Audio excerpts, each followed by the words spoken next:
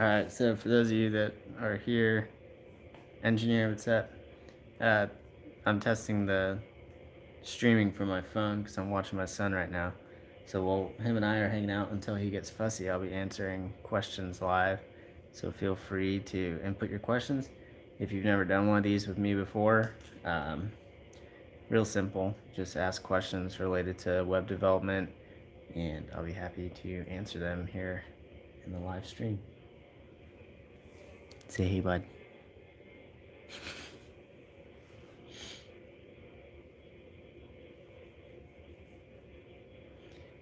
Hey, Being Star, how's it going?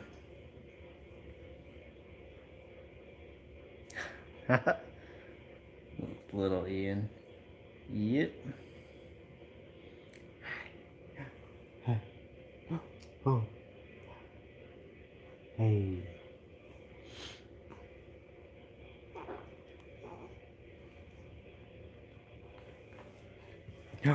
Oh. Oh. Oh. Yeah. Are you gonna answer some questions? Oh. Oh. Oh. Oh. Said no more paparazzi, Dad. No more paparazzi. Thanks, Gaber. So again, feel free to ask web development questions or career-related questions in the live chat, and I'll be happy to answer them.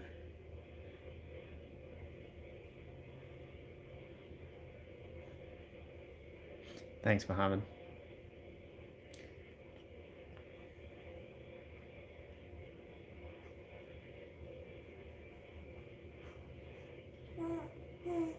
Hey, Saul. Good to see you again.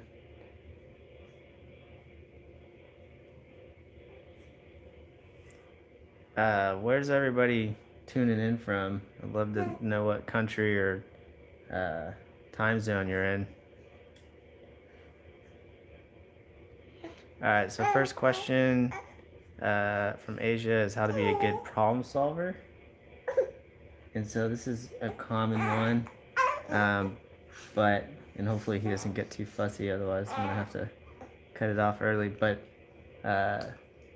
problem solving is, in my opinion, two parts. So the first part is having methods that you use, that you learn and that you use for problem solving, and then the second part is just the experience of it. So if you're not running into problems and solving them, you're not going to get good at problem solving. So in order to do that, you have to build stuff. So building personal projects is key. Definitely recommend building personal projects, and that'll make you run into problems. You'll definitely run into problems frequently doing that. The other thing is having tools in your toolkit that you can use to problem solve. Things like the rubber duck debugging method, where you have a rubber duck on your desk, like one of those little toys that you use in the bathtub with your kids or whatever, and you talk to that inanimate object, the toy, the rubber duck, and you just talk out loud and say what's happening with the problem. And so as you walk through the problem, then you can begin to solve that issue. And a lot of times, as you're hearing yourself say it out loud, you'll figure out the answer to it. So that's called rubber duck debugging if you want to Google it. That's a great tool to have. And then the other suggestion for me is just personal projects. You know, get out of your comfort zone, run into those problems, and then use things like rubber duck debugging to solve them. So I have to see if I can pull back up the history of the chat here. Let's see here. East Coast, right on. Interested in your suggestions on the best way to start in a career in web development. Just finished Colt's course, and you're in the United Kingdom. Start a career in web development. So, if it were me and I had to do it all over again, hey, what I would do is, obviously, if you've already taken Colt Steele's course on Udemy, then you're on the right track, because that's like the entry-level course that's going to really answer a lot of the unknowns, but it's not the be-all, end-all. Once you're done with that course, then you're going to want to move on to either other courses or personal projects that help you build on what you learned in that course. And I'm going to pick him up real quick so that he's getting pretty talkative over here. No, something's distracting him. So it depends on what kind of work you want to go into. You talk about a career, that could mean, let's see if I can just put this down. Hey. Oh my goodness. So hopefully you can still hear me all right. But a career could be freelance work where you're working on contracts. It could be remote work. Could be a full-time job, could be a part-time job, could be corporate, could be startup. So you have to ask yourself and answer those questions first, like what do I want to do in terms of career? And then once you know what your goals are, then you can gear your learning towards accomplishing those goals. So Colt's course is a good overall introduction to web development. So if your goal is to be a web developer, be it as a freelancer or someone that works at an office, then that's a good place to start. And then where to go from there really just depends on what topics you want to cover. So if you want to be a front-end developer, then you need to start focusing on front-end technologies. If you want to be a back-end developer, same thing, back-end technologies, and really hone in on the technologies that the companies that you want to work for are using. So at that point, you would be kind of scouting out some companies that you want to work for, seeing what technologies they're using, and then teaching yourself those technologies, be it through a course or documentation, personal projects, things of that nature. And eventually, of course, you can hopefully get into one of these companies as an entry-level developer and then learn on the job while you're getting paid, which is an ideal situation. So let's see if I can pull up some more chat here. And sorry, I'm not going to get to answer all these questions, unfortunately, just because I may have to go here pretty soon. But I'll get to as many of them as I can. All right, so what's my opinion about Dino? I don't know what Dino is, so I don't have an opinion about it. Sorry. Would love. Uh-oh. Oh, no, you're sad. All right, hold on. Give me a sec. Oh, what if we go play with your play gym? All right. Sit tight, everybody.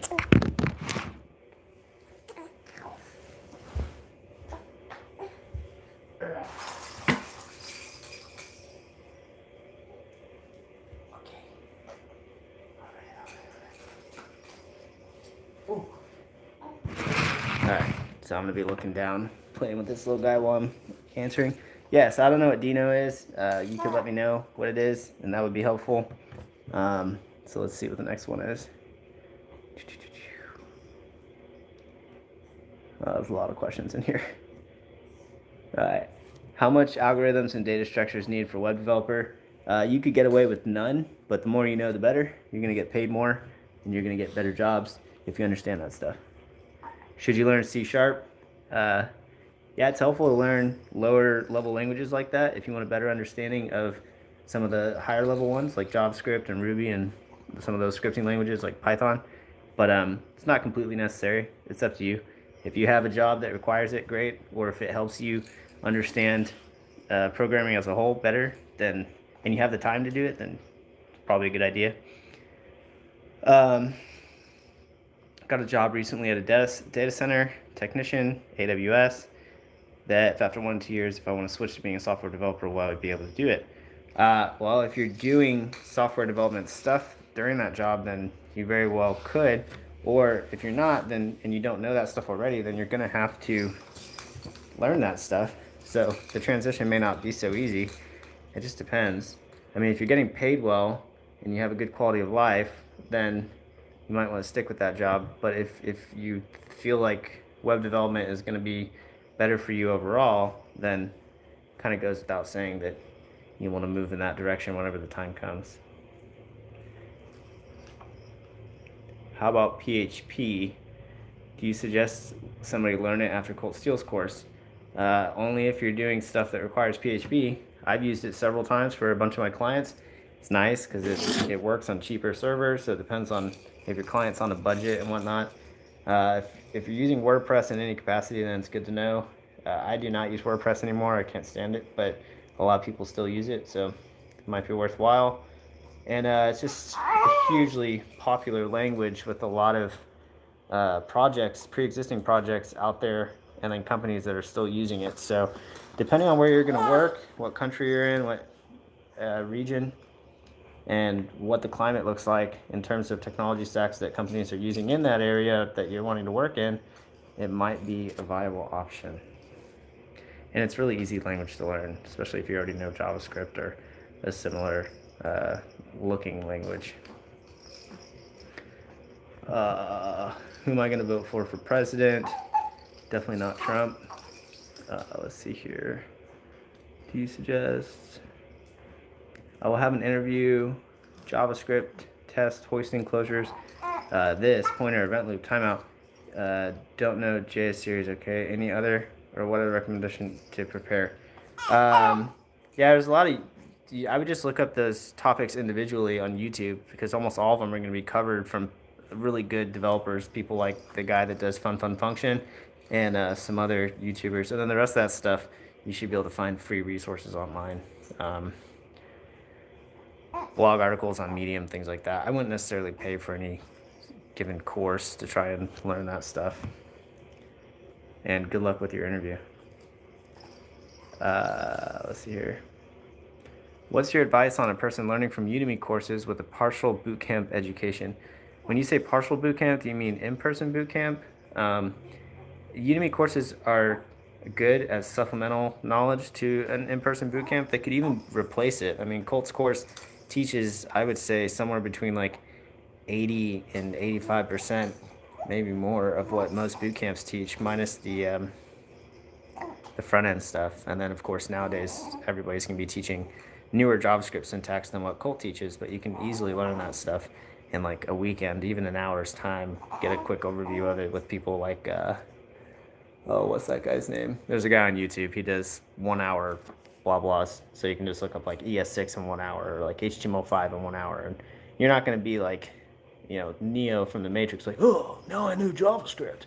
But it'll be helpful to at least get an overview of like what you need to learn, and then you can zero in on some of the stuff that's more important.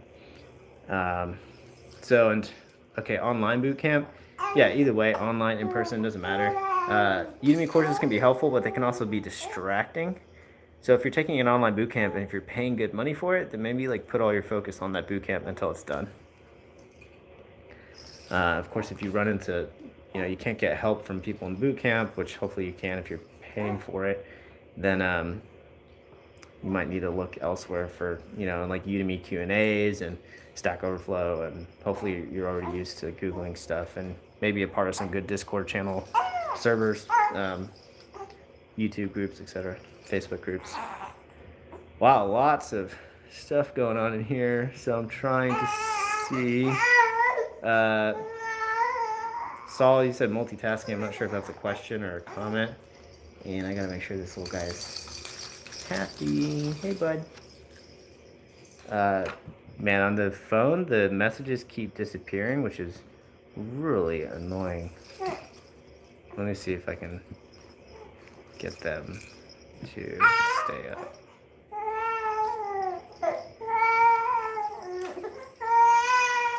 Alright, well, unfortunately, the baby's getting upset, so I'm not going to neglect him any further. I'm going to hang out with this little dude, and I'll look back at the live chat and see if I can answer some of your questions in a future video. And we'll go live stream here in a little bit from my computer whenever this guy's down for a nap. Oh my goodness. So, thanks everybody, and we'll catch you all again here later today. Bye.